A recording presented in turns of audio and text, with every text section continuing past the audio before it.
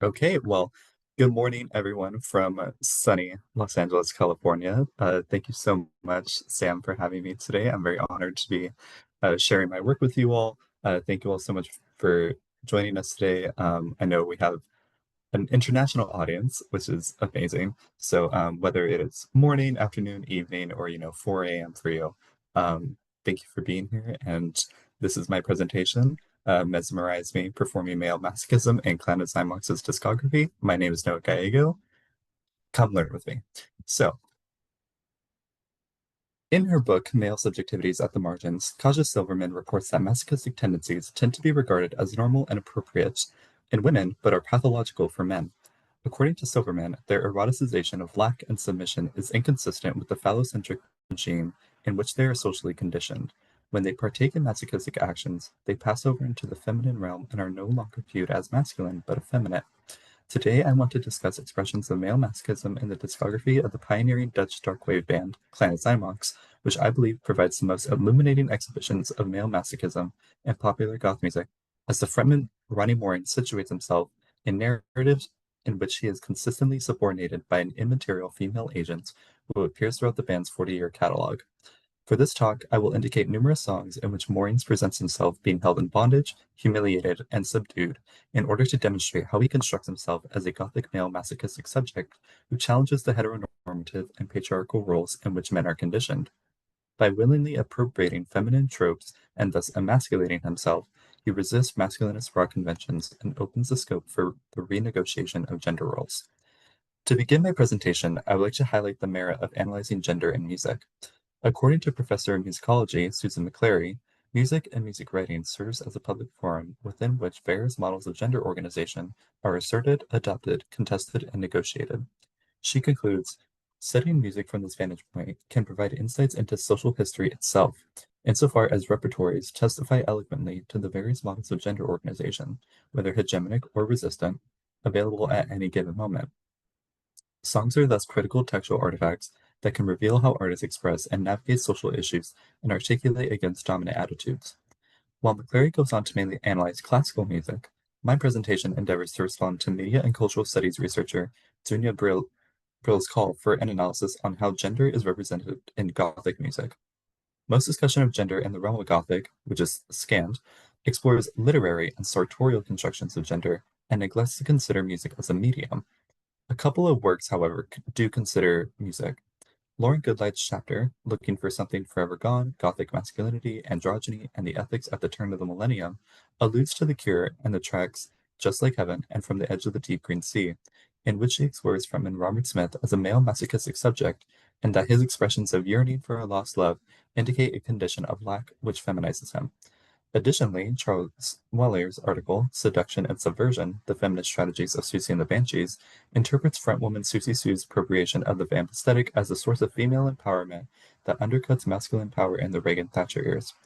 It is thus the aim of this presentation to invigorate the otherwise anemic field of Gothic music studies and submit my case for Clan of Xymox's construction of gender. However, before I descend into the maelstrom of my paper, I must take care of some housekeeping, namely provide you all with some explication of masochism, Goth subculture, as well as acquaint you with the band of the hour, Clan of Xymox, and then triangulate the connection between the three. Firstly, what is masochism?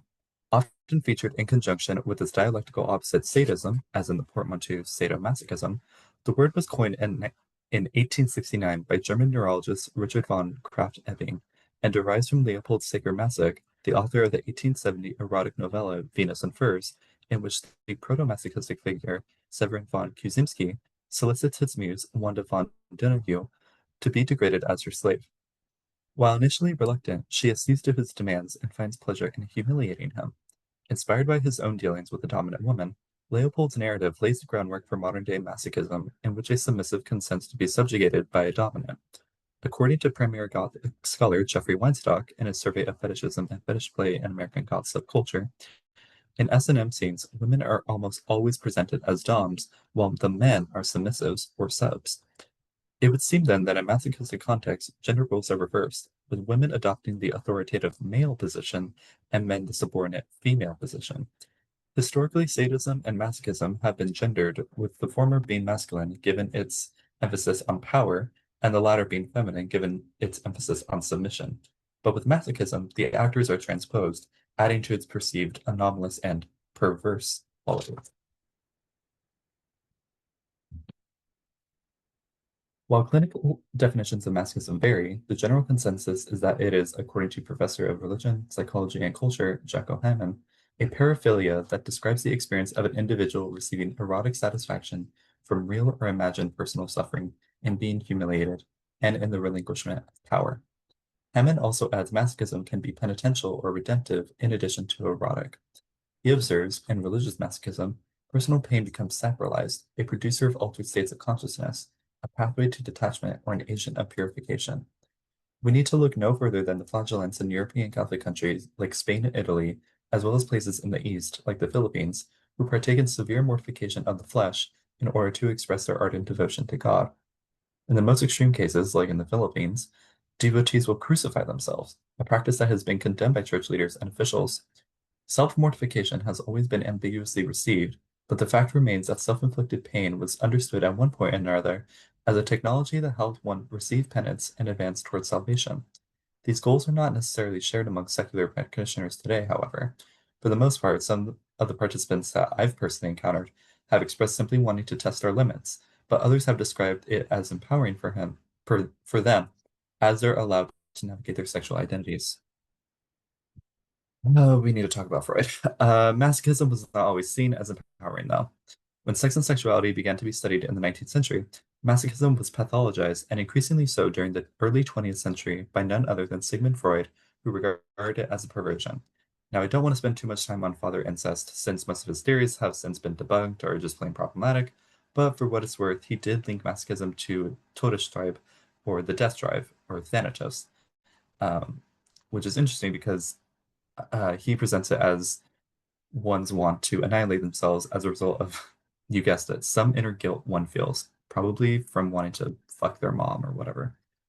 On the note of self-annihilation, psychoanalyst Rudolf Loewenstein observes this phenomenon as concerning because it seems to contradict a basic characteristic of the human mind, the trend to avoid pain and unpleasure, that is, the pleasure principle.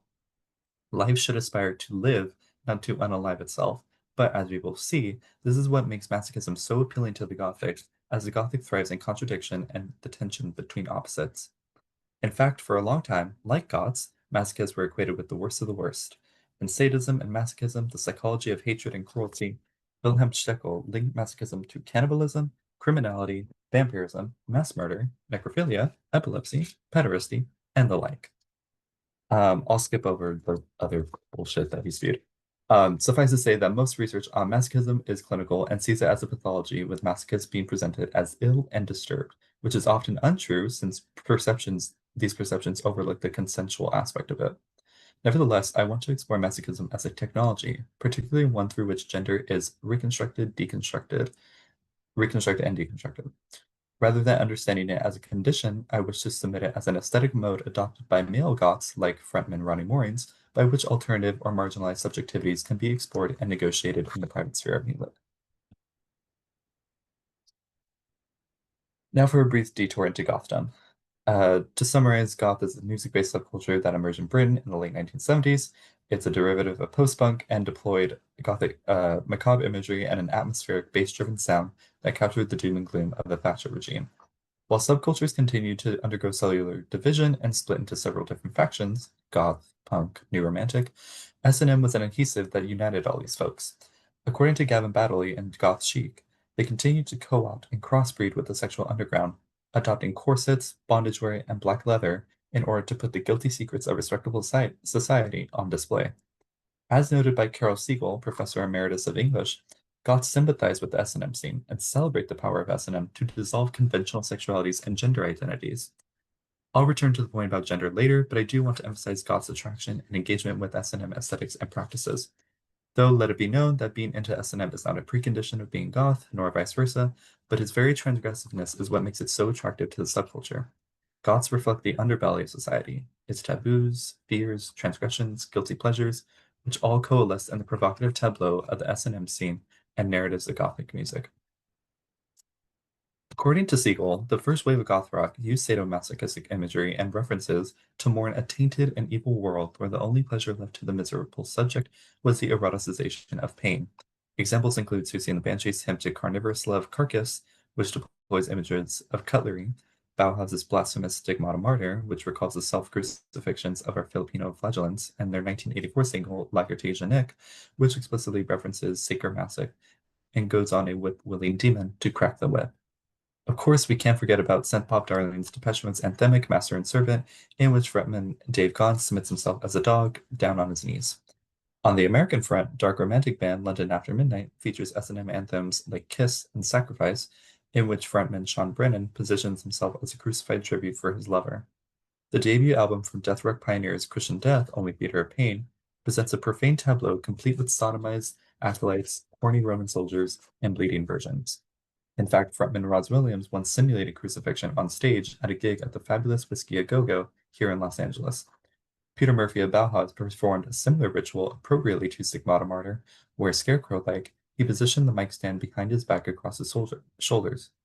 Whether it's Williams or Murphy simulating crucifixion, goth scenes are increasingly filled with male masochistic spectacles. It's worth noting that on the flip side, they are also filled with female sadistic spectacles. As mentioned earlier, in S&M scenes, women are often presented as dominatrices and men as subs. This is also apparent in goth music. To illustrate a broader tableau of how and where S&M operates in goth music, I will briefly showcase some examples from other popular goth bands. So, for the sake of time, I'm just going to provide a brief overview of different perspectives. So, often in the case of female-fronted goth bands, in my personal listening experience, it seems that they often assume this sadistic, authoritative persona. So, in the case of Diva Destruction, we have this quote here from the song My Turn, in which she says, "Now it's my turn to say goodbye, to hear you cry and watch you die. You beg for mercy now, but did you ever show any for me?" So we see this sort of attempt to reclaim power and agency that is implicit, that has been implicitly anyway, previously denied.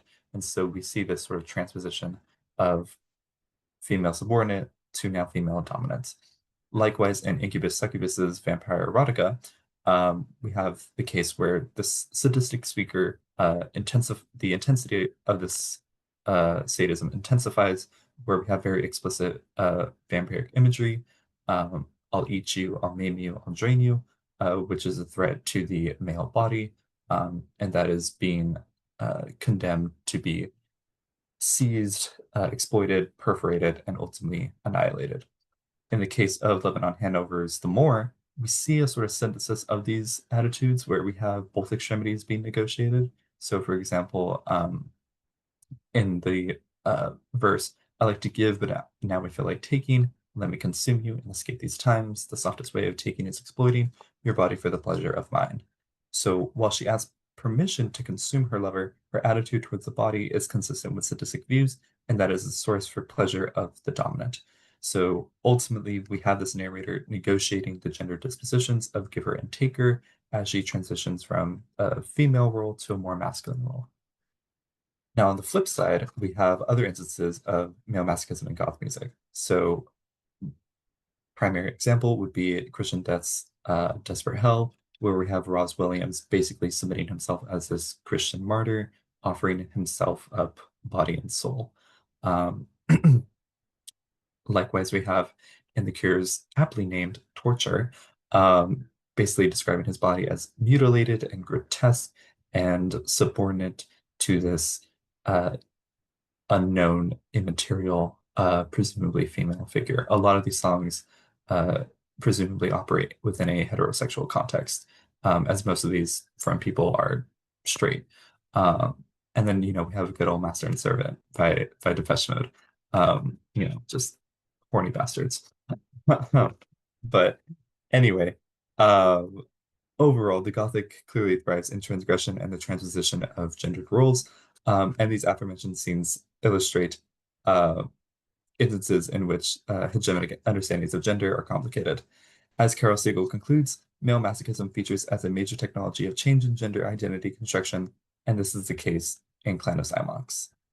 Now, the moment you've all been waiting for, the band of the hour. In addition to its metal, neoclassical, and punk offshoots, the goth scene also harbors popular soft electronic bands who project a male romanticism and emotionalism strongly at odds with traditional masculinity, of which the Dutch darkwave band Clan of Xymox is one such example. On the term darkwave, this is a subgenre of goth music that originated in the 1980s as a dark counterpart to new wave, a sort of uncanny double that contrasted the saccharine synth pop featured on top of the pops. According to Gothic scholar Isabella van Elferen, bands such as Cocteau Twins, Soft Cell, and Depeche Mode are exponents of darkwave, a genre which employs relatively slower tempi, lower pitches, and more minor keys in its musical settings of melancholy text than new wave. Now, while it might quibble with Elfren's claim, while the bands Van Elfren mentions had produced work prior to the Clan, Soft Cell and Depeche Mode, though danceable, weren't quite as dark as the Clan would be and still aired on the side of poppy. On the other hand, though, the Cocteaus were definitely dark. Give their debut album Garlands a listen and Feel Yourself Slowly Descend into Madness, but they weren't quite danceable in the sense that they weren't pumping out the club stomping hits that the Clan would later on. Ultimately, what makes Cymox stand out is that they synthesized danceable beats with melancholia and cemented the drum machine as the de facto piece de resistance of darkwave music. So, who the hell are these people?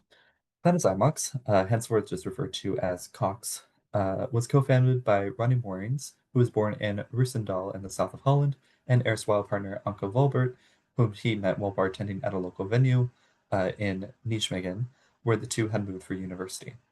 Like all Goths, they bonded over New Order, Susie and Banshees, Bauhaus. They finally created their first EP together, Subsequent Pleasures, in 1983. A third member, Pieter Newton, would join the duo after Ronnie met him while squatting. Together, they would co-write pale, sad, dreamy, gloomy songs that mirrored the need for a glimmer of beauty in troubled times. The Netherlands was in the midst of a housing crisis, and the climate was bleak.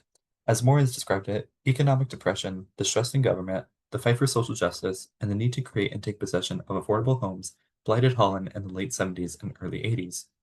Unrest was palpable as early as 1975 when demand for metro lines increased and plans required large-scale demolitions that prompted what would be called the Vondelstraat riots, where for the first time since World War II, the army was deployed into the streets. People resisted by squatting, since apartment waitlists exceeded a decade and were otherwise unaffordable. A second round of riots, known as the Pearsonstraat riots, would erupt in 1980 when plans for a parking garage threatened the demolition of 14 homes that had been squatted. There would be a clash between police, armed forces, squatters, and protesters. It was amid this unrest that Xymox emerged, and they channeled this chaos into their music. Indeed, their first single, A Day, from their self-titled 1985 debut album, captured the frenetic energy spiraling in the lowlands. Ronnie's baritone drones over a sputtering ostinato drum machine, a swishing violin, and modulated guitars that send a frisson down the listener's spine. Their sophomore album, Medusa, however, would relax the frenzy of drum machines and curate a lachrymose rather than frantic atmosphere, oozing with melancholy as Maureen's lamented lost love and invoked mesmerizing women. Iva Watts, joint founder of the independent record label 4AD, which produced the Clan, claimed the band had a sadness to their sound, and according to Martin Aston, the author of the definitive account of 4AD's origins, the band made heart-rending tunes. This rhetoric aligns the band with Goth's more feminine ethos. As Brill argues, femininity is highly valued in the aesthetic codes of the Goth scene, and many male and female Goths explicitly align themselves with the feminine, leading Brill to characterize the subculture as a cult of femininity. Because Goth is concerned with darkness, it is Dionysian, abject, other, feminine, and thus men who participate in the subculture by wearing makeup and dressing in the clothes of the opposite sex are at risk of being seen as emasculated, sissy, and poofish. As distinguished professor of English and comparative literature at Rutgers, Lauren Goodlad notes, masculine nature has been defined in terms of rational faculties, competitive instinct, and heterosexual desire. She goes on to reflect how Enlightenment theorists inserted a rift between male and female domains, masculinizing a public world of civilization and culture, and feminizing a private world of nurture and domesticity. The Gothic is an interior, introspective genre where artists delve into a realm of forbidden depth, anti-rationality, and sensitivity, and produce narratives that cultivate a feeling, crying man, a postmodern evocation of aesthete, dandy, and tragedian. As such, the male god troubled gender, not only by expressing his emotions, but also by appropriating various feminine signs. long or teased hair, makeup, flowing skirts, bridal costumes, and jewelry. In effect, he constructs what professors of sociology Tristan Bridges and C.J. Pascoe call a hybrid masculinity, as he selectively incorporates elements of identity typically associated with femininity. In diverging from the standard codes of male conduct in the West, he enacts the very structure of impersonation by which gender is assumed. Moritz incorporates feminine traits and effectively becomes an androgen. The sensitive emotional mode of masculinity that Moritz embodies represents an ideal the romantic faction of the Gothic subculture values highly. Many male Goths emulate the softer ideal as an alternative way of inhabiting masculine identity, for example, by writing very emotional, almost sentimental poetry.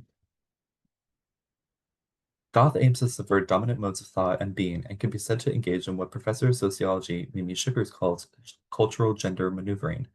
This refers to the actions and interactions taken by a group of people to manipulate the relationship between masculinity and femininity as it has been established in the accepted patterns of beliefs and activists in an enduring cultural setting, in, for instance, rock music culture, in order to replace its sexist, male dominant ethos with something else. Gods stand in contradistinction to mainstream rock in that the latter praises machismo and is rather androcentric, whereas the former works to subvert patriarchy and masculinism and values the feminine as mentioned earlier. Because goth valorizes marginalized gender expressions, it threatens gender hegemony. Shippers argued gender hegemony operates not just through the subordination of femininity to hegemonic masculinity, but also through the subordination and marginalization of other masculinities, the performance of which stigmatizes the men who embody them. Masochism is one mode through which goth males assert their alternative masculinity. Just to skip over some stuff. In the case of Clan of Xymox's discography, Morins produces narratives in which he creates identities that resist conformity to bourgeois norms. Thus, through his construction of himself as a Gothic male masochistic subject, we may understand Xymox's repertoire as an example of Minotaurian literature, as described by Guy Deleuze. These texts resist the affirmation of the universalized identities that best serve existing power structures of which the binary system is the most familiar. Morins flips the script in his writing by positioning himself as the victim of whom I term the phantasmal she, a ubiquitous, disembodied figure who haunts Cox's discography and consistently dominates and subdues Morins. A critical examination of several songs throughout the band's 40-year career will reveal how masochism is used to construct and negotiate Gothic male subjectivity and highlight the extent to which Morins can be understood as a Gothic male masochist. Now, just some housekeeping. So basically, I'm going to take a diachronic approach in order to trace the development of Maureen's subjectivization over time since the start of the band's career. Within this time frame, the band has released 15 studio albums, their most recent one being Exodus in 2024. There was a brief stint where they just released music as Xymox, not Clan of Xymox, between 91 and 93, but I'm not going to consider these. Morins rechristened the band in 1997, at which point he was the only remaining member because Volbert and Noon had left, due to artistic differences. I'm also limiting myself to just studio albums, so I won't be considering singles, compilations, and EPs. I delimit my scope to 2020 because after the 2020 release of Spider on the Wall, the content of Maureen's work pivoted from its usual self-indulgent melancholy and became more politically charged in light of the pandemic and tensions abroad. I'm also specifically concerned with tracks that present themes consistent with masochistic behavior, such as subordination, bondage, and humiliation. My presentation will address 22 tracks illustrative of these themes. While 22 songs, I since changed it to 22. I acknowledge it says 31. Apologies for the inconsistency. While 22 songs are but a fraction of the discography and not necessarily representative of Morin's ethos overall, it is still constitutive of the different subjectivities he creates throughout his repertoire. Tortured poet, willing sub, self-sacrificing martyr. There will also be some discussion of the songs in which Morin performs hegemonic masculinity to demonstrate the other side of his gender hybridity. Overall, these critical analyses aim to present a comprehensive view of gender identity construction in Cox's discography to initiate a dialogue regarding expressions of marginalized and normative subjectivities in goth music, a field that has yet to be substantially approached in a literary and comparative approach by scholars. To begin. So, Clan of Xymox was signed to the indie label 4AD Records, under whom they released two albums, the self-titled Clan of Xymox and Medusa. Our journey starts with the latter. While the debut album does feature instances in which Morins feminizes himself, they are not necessarily masochistic. I'll mention a few examples to illustrate Maureen's Gothic, that is, effeminate masculinity, but I will focus on the exemplary cases from their sophomore album. Stumble and Fall and Cry in the Wind exemplify Maureen's incapacitation at the hand of the phantasmal she. In the former, he claims, I stumble and fall over your gaze and your call, signifying the woman's power to destabilize him. He is sensorially assaulted, her gaze and voice compromising his mobility. Similarly, in Cry in the Wind, he describes once again falling into your fall. From the start of Cox's career, Moorings establishes his condition as a male hysteric, suffering from a haunting by this immaterial figure. Warren's male hysteria is more nuanced than Warren's own paper, but suffice to say he defines himself in opposition to normative masculine behaviors from the onset. On to the main event. Warren's fixations on women become more defined in the band's sophomore album, and fittingly so as the glacial atmosphere of Medusa oozes melancholy. The title track is contemplative, and like its namesake, paralyzes not only the listener, but the speaker in its beauty. Warren's drones, mesmerize me, enchant me, mesmerize me with your eyes, now, enchant me, hypnotize me. Warren supplicates his Gorgon lover to ensorcel him, and in her mesmerism, disable his mental faculties. Recalling Godlad's point about Enlightenment era masculinity presenting men as rational beings, Warren develops a negative image to this Cartesian ideal.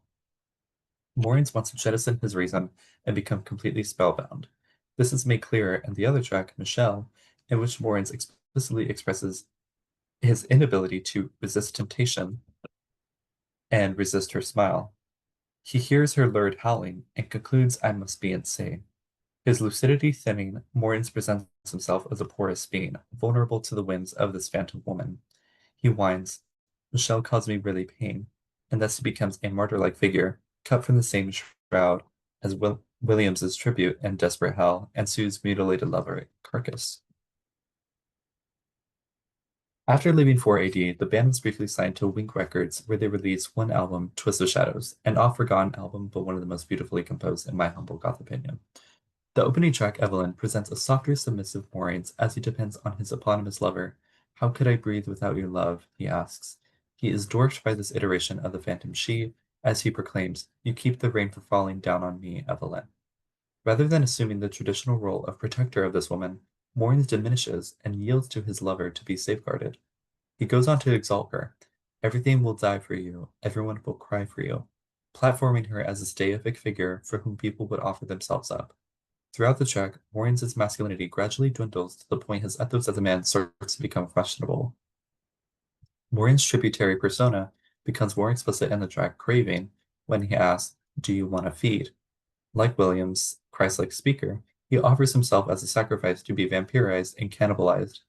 The body does not become an exponent of phallic vigor, but rather lack. Here the body is not positioned to assert its power, but rather have it depleted.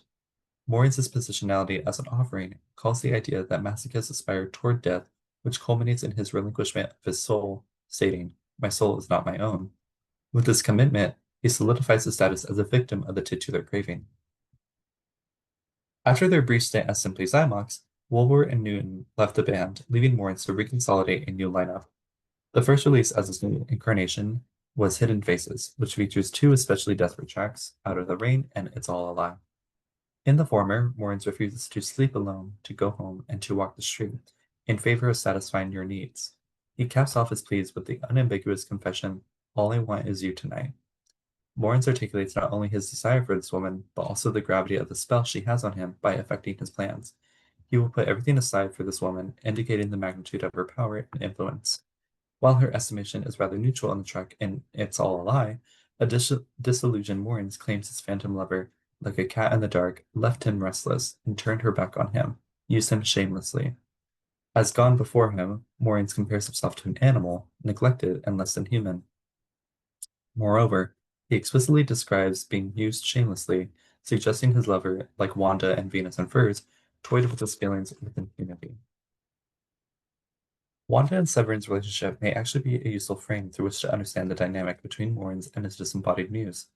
If we take a look at the tracks Crucified and Doubts from the millennial release, Creatures, we can see not only the reprisal of explicit S&M imagery, crucifixion, but also clear power play. In the first track, Moraines questions the reciprocity of the relationship, or rather the lack thereof, stating, So now you crucify me, but why should I do the same? You want to be in control. Morin's hesitate to return the act of crucifixion in the belief that he has no agency at all. His lover is clearly in charge, and per Weinstock's earlier assessment of fetish play, men are usually submissive, which is and has been the case. Crucifixion being an extreme form of punishment as well as erotogenesis, it exemplifies the degree to which Morins can be understood as a Gothic male masochistic subject. Taking a cue from Christianity, crucifixion operates as the most appropriate ascetic for self-sacrifice. Morins' self-annihilation only continues through doubts, in which he, as in Stumble and Fall, states, I am falling, I fall for you, I am falling. Handicapped by his lover, whether by being nailed to a cross or star-stricken by her, he has proven that he embodies lack. Cox enters a new millennium with notes from the underground, in which Morton's subordination continues in the tracks At Your Mercy and Number One. In the former, Morin's phantom lover is presented as a femme fatale who tempts him with all her female charm and renders him weak like a nursing child. Equations between women and the devil are nothing new, but definitely a reputation that has been aesthetically reappropriated by women in the goth and S&M scenes, with many goths and dominatrixes adopting monikers like Lilith to reclaim their autonomy. Morin submits herself to his very own Lady Lilith, for whom he is dying, as articulated in the next track, Number One. Once again, we have a martyr as well as a non-human. Morin describes himself creeping, crawling into the night, feeling like a parasite. By reducing himself to something non-human, or subhuman, he negates his own humanity and emphasizes his hierarchical positionality. That he also proclaims to be blind with love adds to this motif of eyes and the gaze. In being blind, Freud would say he is effectively castrated. Therefore, the eunuch Morins, unable to be rational, aligns himself with the feminine and emphasizes not only his ocular, but also his phallic lack. Lack is expressed in Cold Damp Day, the second track of Farewell, in which Morins expresses he can't control heart and soul, and there's nothing I can do. A man not being able to control something? Surely this man must be queer. The notion of him not being in control of his emotions, that is, heart and soul, further aligns him in the feminine, as women have historically been accused of not harnessing their emotions, hence why Morins is a perfect candidate for analysis of male hysteria. His masochism, however, is encapsulated in the line from Dark Mood, I measure pleasure by the pain. Pain, rather than euphoria, becomes the barometer by which pleasure is measured for the masochist, who derives satisfaction from his own self-destruction. We see a return of the femme fatale figure in She's Dangerous from 2006's Breaking Point, in which Morins presents a narrative reminiscent of Keats's La Belle Dame sans Merci, complete with a medieval arrangement. Like Keats's fairy child, Moore's lover casts a spell and binds him in an S&M retelling of the tale. Morris highlights his submissiveness. I'm crouching on my knees because she's so hard to please, indicating he, like Severin, wants to please his Wanda, our knight errant. Our knight errant, however, becomes seduced by the witchery of this dangerous woman as he confesses, I let her soak up my soul. Now I feel she is in control. Once again, Morin's soul, the very essence of his being, his humanity, comes under attack and under threat of being vampirized. The image of Morin's being held in bondage is reprised in Kynaran, in which she begs the eponymous dominatrix to come by me, untie me. As Roy F. Baumeister explained in his study of masochists, many report experience being bound or restrained, and as a result, the responsible decision-making aspect of the self is prevented by bondage. His mobility inhibited and rationality arrested, Morris's masculinity, stereotypically linked with initiative, action, and decision, is effectively compromised. As you may have noticed by now, there's something of a recurring theme, and it's not just masochism.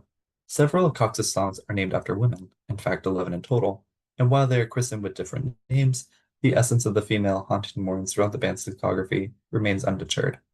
We continue with Hail Mary, add that to the list, where the objectified male body is put on display. Flesh and blood is all I am. This is all you can see. To Morins, the eyes of his female tormentor only see a carcass, to recall the Banshee track.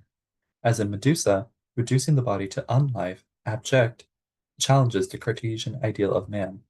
Rather than exalt his masculinity and all its phallic glory in the tradition of the cockroggers in the 1980s when Cox was emerging, affirming God's countercultural and anti-machismo ethos.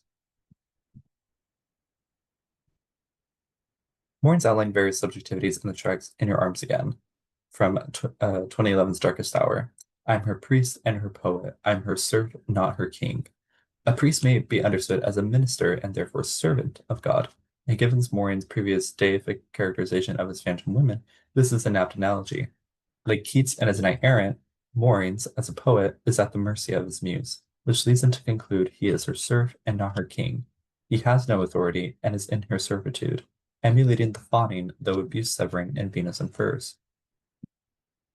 The spellbinding powers of the femme fatale are reiterated in Vixen in Disguise, in 2017's Days of Black, in which Maureen claims she managed to break my soul like a puppeteer in control. Maureen suggests he is a puppet whose strings are pulled by this divine feminine force.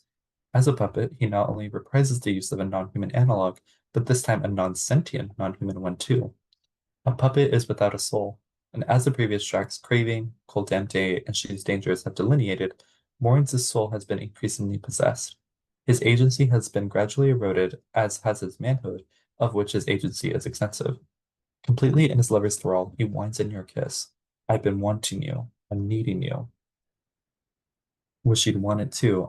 I'm in love with you. Severing your servant in need. Maureen concludes, leave me destitute, confirming his emasculated status, money being associated with masculinity, of which very little remains in this masochistic saga.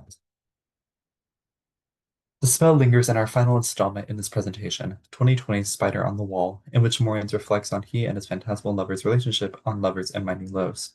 In the former, he claims, under your spell, I almost drowned. My feet never touched the ground. Magic has clearly been a motif in this catalog, and in each instance has been deployed as a technology to subdue Moraines.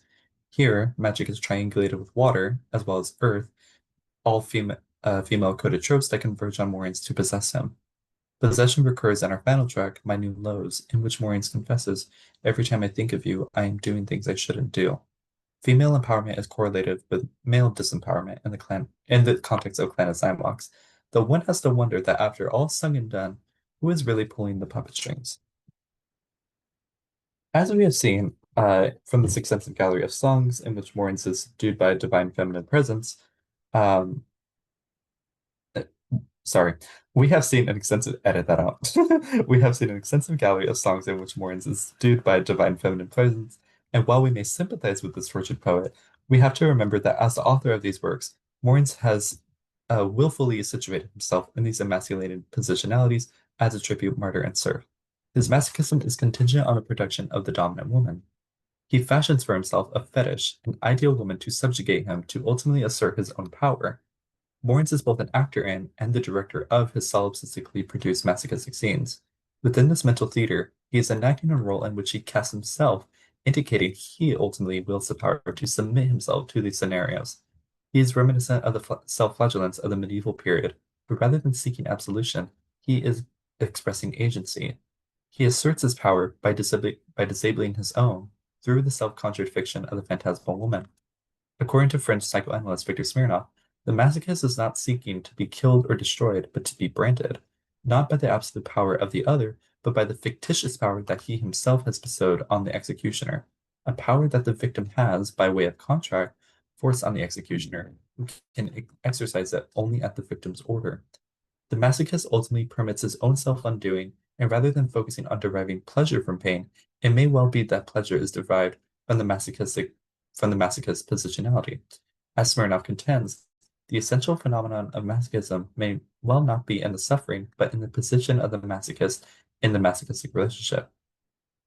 Even as he appears incapacitated by this immaterial force, he ultimately wields upper hand in these fictional scenes as he is creator of his own destruction. This reinterpretation of masochism recuperates some of Morin's eroded masculinity, and when one considers the allegation from former bandmates that Morin's was domineering, it would seem that this all could very well be some manifestation of self-produced power play. Morin's women are not totally in charge.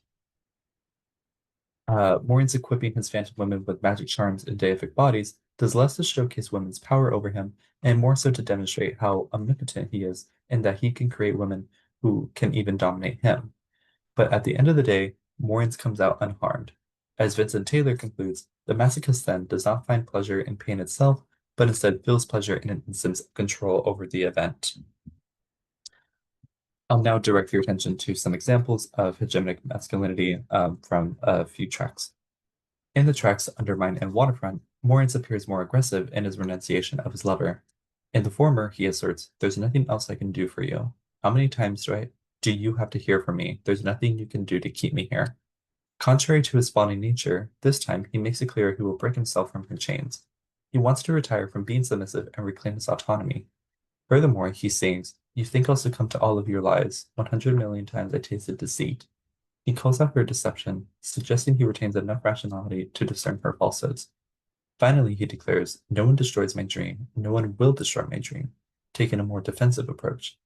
The escalation from the present to the future tense intensifies Morin's commitment to his path. This desire to get out of her web is reiterated in Monofren when he exclaims repeatedly, "Leave me alone, get out of my face, out of my face.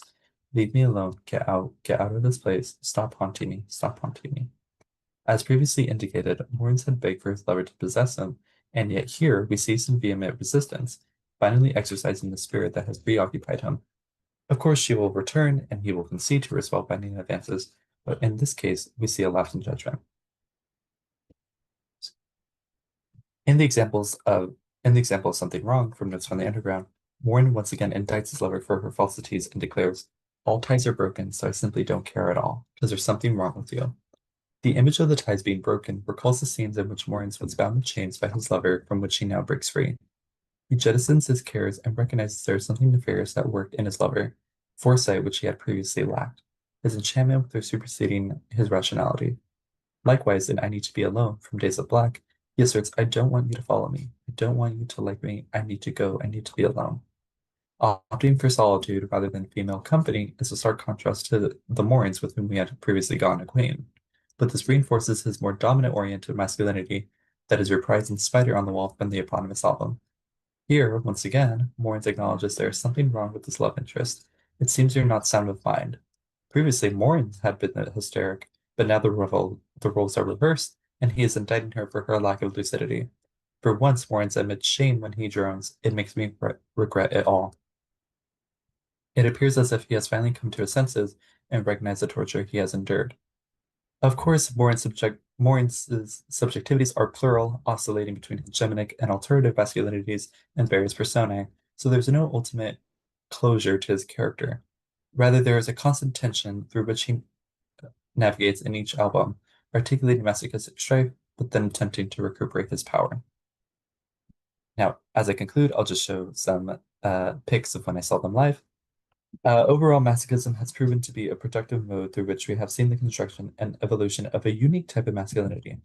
Within the context of Gothdom, masochism allows men to safely explore alternatives to hegemonic masculinity, privileging feminine tropes that they may have otherwise been denied to express. The Xymox part of the band's name derives from the name of Morin's second band, Xymotics, which refers to a 19th century term describing acute infectious diseases. As we have seen, Morin's use of masochism challenges hegemonic gender norms to which men are expected to conform. Gothic male masochism disturbs, and may even infect, normative masculinity and alternative subcultures overall allow the cross-pollination of gender expressions outside of the mainstream. I hope through this presentation I have initiated a refreshing and unique dialogue that I hope scholars will respond to by examining constructions of gender in other dark wave and goth bands in general. Thank you all so much. This has been my presentation.